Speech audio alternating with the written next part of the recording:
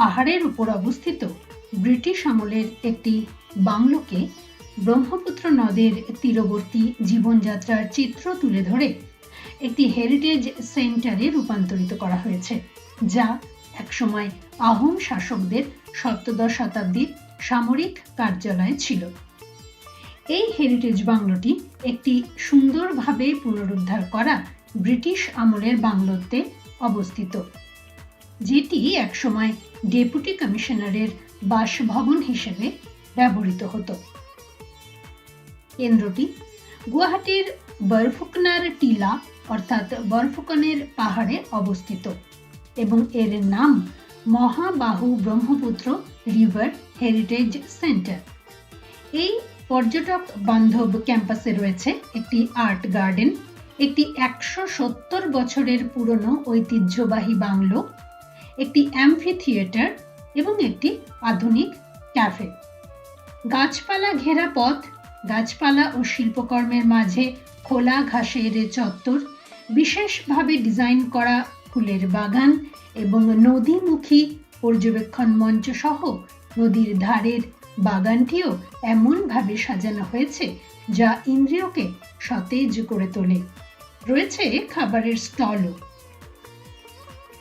1850 সাল থেকে দাঁড়িয়ে থাকা স্কটিশ ধাঁচের একটি কাঠের বাংলোকে সংস্কার করে এই ঐতিহ্য কেন্দ্রে রূপান্তরিত করা হয়েছে।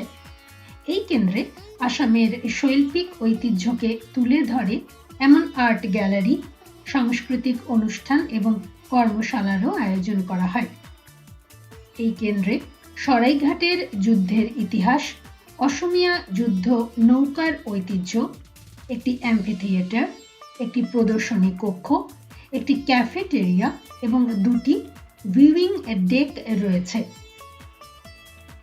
অন্যান্য আকর্ষণগুলোর মধ্যে রয়েছে ঐতিহ্যবাহী মাছ ধরার সরঞ্জামের সংগ্রহ, গুয়াহাটির ইতিহাস ও নদী পরিবহন সম্পর্কিত ছবি ও নিদর্শন, ব্রহ্মপুত্রের তীরে বসবাসকারী সম্প্রদায়ের বস্ত্র নকশা, জাতিগত মোটিফ এবং দেশীয় বাদ্যযন্ত্রের চিত্র সম্বলিত ইনস্টলেশন।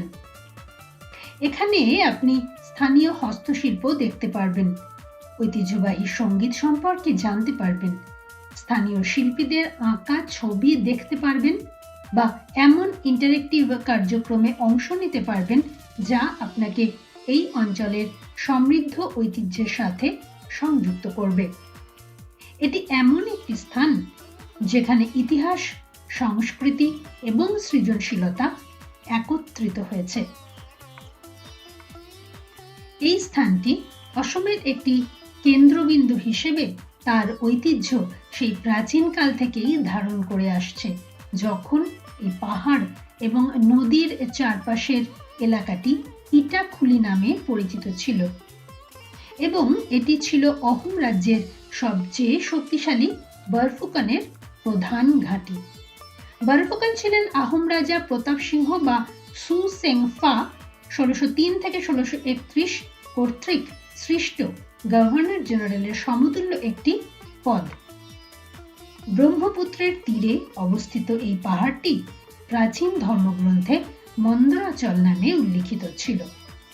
এই পাহাড় থেকেই কিংবদন্তি লাচিত বরফুকন মুঘল সেনাবাহিনীর সাথে যুদ্ধ পর্যবেক্ষণ করেছিলেন এবং অসুস্থ থাকা সত্ত্বেও তিনি তাঁর সৈন্যদের নিয়ে মুঘলদের বিরুদ্ধে চূড়ান্ত আক্রমণের নেতৃত্ব দিয়েছিলেন। ব্রহ্মপুত্র নদের সাক্ষী থাকা তার এই সাহসী ও নির্ণায়ক আক্রমণ যুদ্ধের গতিপথ পরিবর্তন করে দেয় এবং মুঘলরা চিরতরে পিছু হটতে বাধ্য হয়।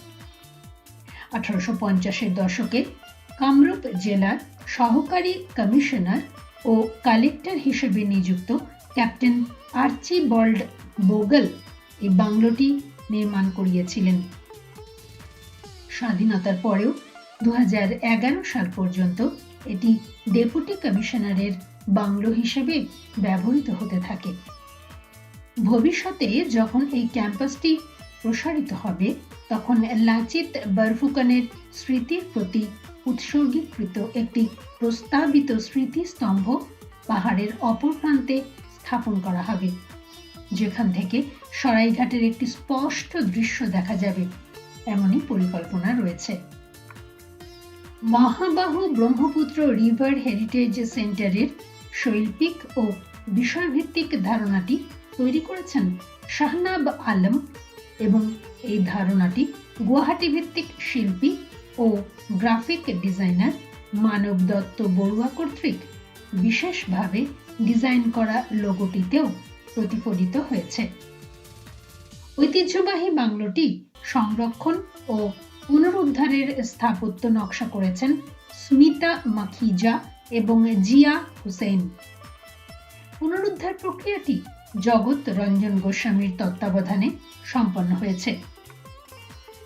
এখানে MBRHC এর নিজস্ব ডেডিকেটেড গাড়ি পার্কিং এর জায়গা রয়েছে, যা একটি ওভারহেড ওয়াকওয়ের মাধ্যমে উভয় অংশকে সংযুক্ত করেছে।